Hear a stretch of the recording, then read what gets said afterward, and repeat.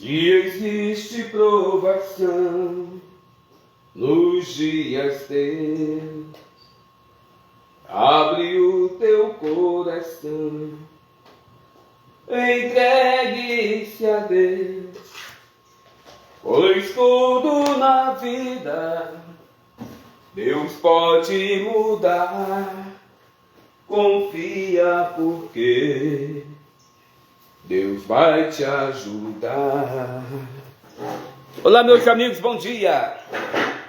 A paz de Cristo a todos. Deus abençoe. Aqui é o pastor Éder Monteiro, chegando neste momento aqui no Palavra Amiga do amigo pastor, nesta abençoada manhã de sexta-feira. Estamos aqui preparando o café, né? Fazendo um cafezinho aqui. E estou aqui na cozinha da nossa igreja. E se não me falha a memória, eu acho que foi exatamente neste lugar aqui que eu fiz a minha primeira transmissão de live aqui nesta igreja, né? Aqui em Itabira. Eu acho que foi isso mesmo, hein? A primeira transmissão eu fiz aqui, quando eu cheguei, foi bem neste lugar. Se não foi a primeira, foi a segunda. Talvez, eu não sei, talvez a primeira tenha sido no altar. Acho que foi isso. Acho que a primeira foi no altar, depois a segunda eu estava indo para a rádio à noite. E aí eu fiz a transmissão exatamente aqui, em cima desta mesa. Está um pouquinho diferente, né? Da transmissão daquela época para hoje. Mas é um prazer podermos estar aqui. Já coloquei ali a água do café para ferver.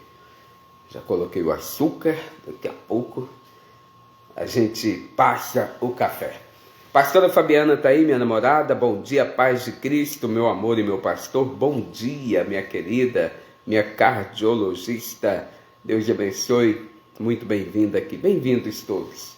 Hoje é sexta-feira, dia 21 de junho de 2024. Parabenizo a todos os aniversariantes, você que hoje está aí completando mais um ano de vida, que as mais ricas bênçãos de Deus sejam derramadas sobre a sua vida. Receba aí o meu carinho, o meu abraço e receba a bênção de Deus, que o Senhor possa te abençoar poderosamente. Parabéns então a todos os aniversariantes do dia. Daqui a pouco eu quero orar por você, quero unir a minha fé com a sua fé. Vamos juntos orar, vamos clamar ao nosso Deus. Mas antes, eu quero aqui compartilhar a palavra. Está aqui no Evangelho de Marcos, no capítulo 3. Evangelho de Marcos, capítulo de número 3. De vez em quando, não aparece para mim, você que me acompanha pelo Facebook, né? Às vezes não aparece para mim aqui os comentários, enquanto estamos transmitindo ao vivo. Então alguns comentários aparecem e outros não. Aí eu não consigo ler. Aí quando a gente termina a transmissão, a gente olha lá que tanto de mensagem, né? Eu gosto de ler, gosto de interagir com vocês. Então, se eu não ler o seu comentário, é porque realmente não apareceu aqui para mim, tá certo? Peço que você me desculpe por isso aí. Bom, Evangelho de Marcos, capítulo 3, e o versículo 24. O Senhor Jesus, ele mostra algo aqui profundo. Embora ele estivesse aqui dando uma resposta aos escribas, né, que fizeram uma blasfêmia ali, ao verem Jesus ali expulsando demônios, e eles não entendiam isso, né? Eles estavam preocupados só com a letra, e a Bíblia diz que a letra mata, mas o Espírito vivifica, né? E os escribas, muito preocupados apenas com a letra, não estavam enxergando o poder de Deus que estava agindo, não conseguiram perceber que Jesus era o Filho de Deus. E eles questionaram, blasfemaram quando Jesus expulsou o demônio. Aí falou, ele está expulsando demônio aí por Beelzebul e tal. Embora Jesus estivesse aqui dando uma resposta ao que vamos ler agora, era uma resposta que ele estava dando aos escribas, aos religiosos ali, mas isso serve como um parâmetro muito grande para a nossa vida, porque Nós precisamos ter este entendimento. Olha o que diz aqui, versículo 24, Evangelho de Marcos, capítulo 3. Se um reino se dividir contra si mesmo, tal reino não pode subsistir. E se uma casa se dividir contra si mesma, tal casa não pode subsistir. Então Jesus estava dando uma resposta aos escribas, falando, né, que se ele estivesse expulsando o demônio por causa de demônio, então peraí. Então a casa do Satanás estava dividida, que demônio expulsando demônio, não tem como, né? Mas trazendo aqui para nós, pegando aqui ao pé da letra, então ele fala, se um reino se dividir contra si mesmo, tal reino não pode subsistir. Ora, se uma família se divide, né, se um puxa para um lado, outro puxa para outro, como que essa família vai poder vencer? Não tem como. Me lembro de um atendimento que realizei, quando a esposa dizia, pastor, meus filhos perderam o respeito por mim. E perguntando, ela disse assim, o meu marido, ele me desautorizava na frente dos meus filhos.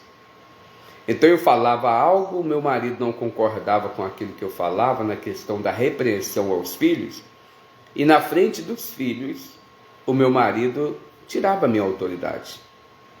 Chegava ao ponto que às vezes eu iria chamar a atenção dos meus filhos, quando estavam longe do pai, e eles falavam, vou falar para o pai. A senhora sabe que o pai não vai concordar com a senhora. E aí, no final das contas, os filhos foram crescendo, tornando-se adolescentes, e agora não respeitavam nem a mãe e nem o pai. O que houve aí? Uma clara divisão na família. Então, se a família se divide, ela se torna fraca. Ela se torna uma família fragilizada. Então, Jesus falou, se um reino se dividir contra si mesmo, tal reino não pode subsistir. E se uma casa se dividir contra si mesma, tal casa não pode subsistir.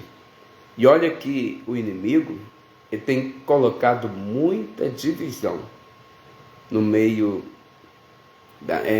nas casas, nas famílias, em meio às famílias. O inimigo tem colocado divisão na igreja, né? Às vezes é um grupinho ali, se divide um grupinho, um é de um lado, outro é de outro. E o diabo vai causando essas divisões no nosso meio. E nós temos que ser vigilantes, né? A gente tem que estar atento. Nós precisamos estar atentos.